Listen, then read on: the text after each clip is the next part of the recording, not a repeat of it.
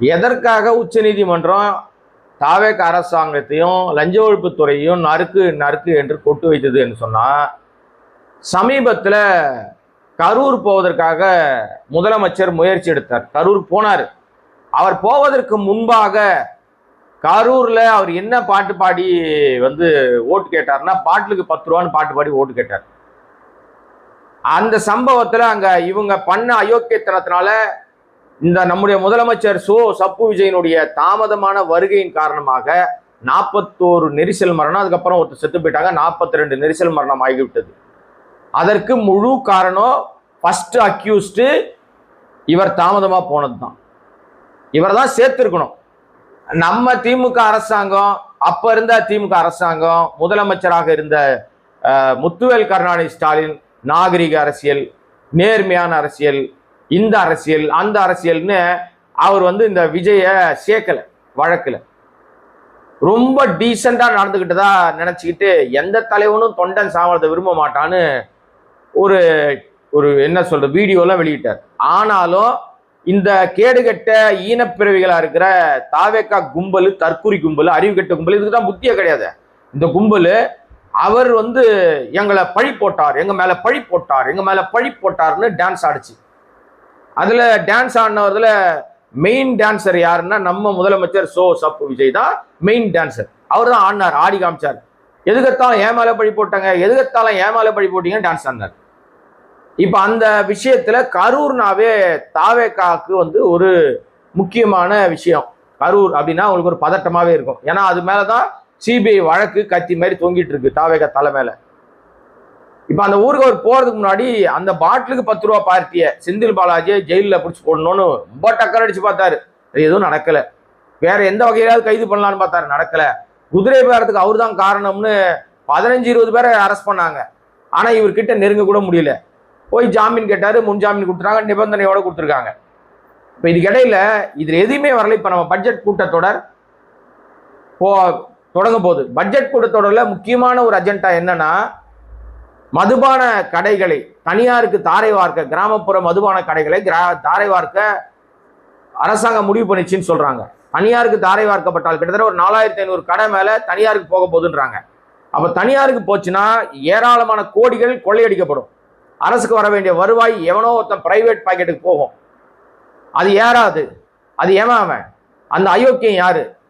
இப்போ அது துறையில ஏற்கனவே அமைச்சராக இருந்தவர், துறை குறித்து நூக்கன் கார்னர் தெரிஞ்சு வச்சுக்கிறவர், வெளியில இருந்தா நம்ம பண்ற தில்லாலங்கடி தில்லுமொழி வேலையெல்லாம் பிரஸ்ன்னு சொல்லி பிரஸ்ஸை சந்திச்சு அறிவாலயத்தில் பேசிட்டே இருப்பாரு.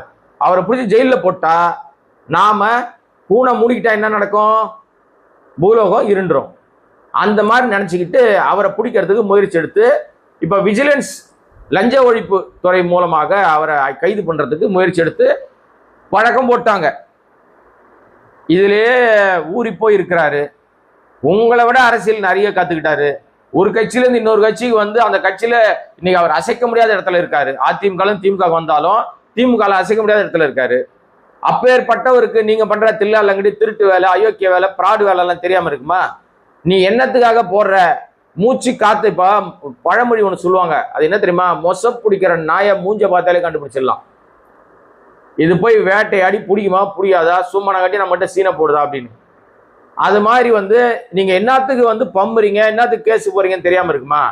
அவர் நேரா உச்ச நீதிமன்றம் போயிட்டார். ஐயா, இது அரசியல் வழக்கு, இது பிராடு வழக்கு, அயோக்கிய வழக்கு. ஏற்கனவே இந்த வழக்குல நீங்க ஸ்டே கொடுத்துருக்கீங்க.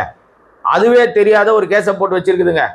இங்க பாருங்க ஐயா, ஏற்கனவே இந்த வழக்கு 1000 கோடி ஊழல்னு சொல்லி ஈடியாலேயே ஆதாரங்களை திரட்ட முடியல. ஏன்னா வழக்குல எதுவுமே உண்மை இல்லை. ஆகவே அந்த வழக்குல ஆல்ரெடி நீங்க ஸ்டே கொடுத்துருக்கீங்க. அது இன்னும் ஸ்டில் ஸ்டேல தான் இருக்கு.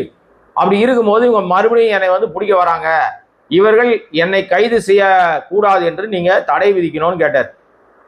எல்லாரும் என்ன நினைச்சாங்கன்னா, சுப்ரீம் கோர்ட்லயும் செந்தில் பாலாஜிக்கு சம்மட்டி அடி தான் கிடைக்கும். இங்க எப்படி உயர்நீதிமன்றத்தை மனு தள்ளுபடி ஆச்சா, அது மாதிரி உச்ச நீதிமன்றத்தில் மனு தள்ளுபடி ஆயிடும். அவரை அரெஸ்ட் பண்ணிடலாம்.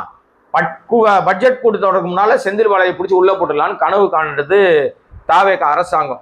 கடைசியில உச்ச நீதிமன்றத்துல எந்த காரணம் கொண்டோ இந்த வழக்கில், அதாவது மதுபான கொள்முதல் பண்ணதுல ஊழல்னதாக சொல்லப்படுகிற இந்த வழக்கில் செந்தில் பாலாஜியை கைது செய்ய இடைக்கால தடையை விதித்து உச்சநீதிமன்றம் உத்தரவு போட்டிருக்கு.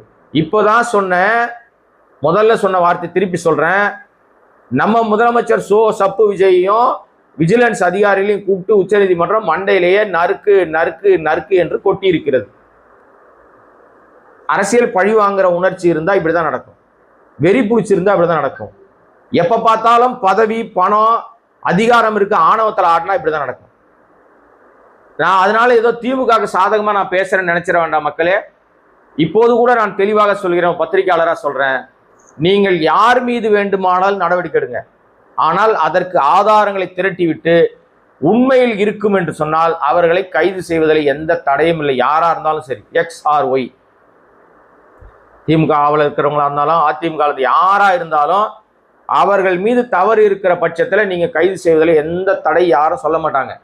கைது செய்யுங்க, வழக்கு நடத்துங்க, தண்டனை வாங்கி கொடுங்க, உங்களை கொண்டாடுவாங்க. ஆனா நீங்க செய்ததெல்லாம் காழ்ப்புணர்ச்சி, அரசியல் காழ்ப்புணர்ச்சி, திமிர்த்தனம், அயோக்கியத்தனம். நான் என்ன செஞ்சாலும் என்னை ஒன்றும் பண்ண முடியாதுன்ற ஆணவத்தினுடைய உச்சம். இது அனைத்தும் ஒருங்கே பெற்றிருக்கிறார் நம்முடைய முதலமைச்சர். அதனாலதான் அவருக்கு போற இடத்துலலாம் செருப்படி கிடைக்குது. இப்படிதான் கர்நாடகாக்காரன் நீ வராதன்ட்டாரா, டெல்லியில செருப்படி விழுந்துச்சா, இனிமே நீ டெல்லிக்கே போக முடியாதுன்ற நிலைமை வருது. ஏன்னா 2 முறை போயும் அமித்ஷா உன்னை சந்திக்கவே இல்லை. ஒரு மாநில முதல்வர் டெல்லிக்கு முதல் முறையா பயணப்பட்டு வரும்போது கூட சந்திக்கிறதுக்கு நேரம் கொடுக்காம அவாய்ட் பண்ணிட்டார் அமித்ஷா. அடுத்த முறை போறார் நிதி ஆயோக் கூட்டத்தில். அங்க போன பிறகு கூட அமித்ஷா, உள்துறை அமைச்சர் அமித்ஷா தமிழ்நாட்டு முதலமைச்சரை சந்திக்காமல் திருப்பி அனுப்பிவிட்டார். நேரம் கொடுக்கல. எவ்வளவு பெரிய அவமானம் தெரியுமா, எவ்வளவு பெரிய அசிங்கம் தெரியுமா? இது அத்தனைக்கும் காரணம் தாவேகாவுடைய தற்குறித்தனங்க, தாந்தோன்றித்தனம், அரசு நிர்வாகத்தை நடத்த தெரியாத சில்வண்டுத்தனம் எல்லாம் அவர்கள் ரசிக்கல. 2வது, ஆடை விட்டு வேடிக்கை பார்க்குறாங்க. நீ ஆடு, எவ்வளவு தூரம் நீ ஆடுறியோ ஆடு அப்படின்னு எல்லா விஷயத்தையும் நோட் பண்ணி வச்சிருக்காங்க. நீ என்னென்னலாம் அட்ராசிட்டியை தாவேகா செய்கிறதோ அது அனைத்தும் ஒன்றிய அரசாங்கத்தால் கண்காணிக்கப்பட்டு குறிப்பெடுக்கப்படுகிற விஷயமா தான் இருக்கு. ஒட்டுமொத்தமா ஒரு நாள் வரும்போது ஒட்டுமொத்தமா போட்டு உடைச்சிருவாங்க. எனவே மக்களே, செந்தில் பாலாஜி இந்த முறையும் அவர் மிக தெளிவாக தன்னுடைய வாதத்தை எடுத்து வைத்து கைதாவதிலிருந்து தப்பித்திருக்கிறார். விஜய்க்கு மறுபடியும் ஒரு சம்மட்டி அடி, மறுபடியும் ஒரு பின்னடைவு. எங்க தொட்டாலும் பிரச்சனை வருவாங்கல்ல, அது மாதிரி அவர் நினைக்கிறது எப்படியாவது செந்தில் பாலாஜி உள்ள வச்சிடணும்னு. ஒவ்வொரு முறை முயற்சி எடுத்தோம்.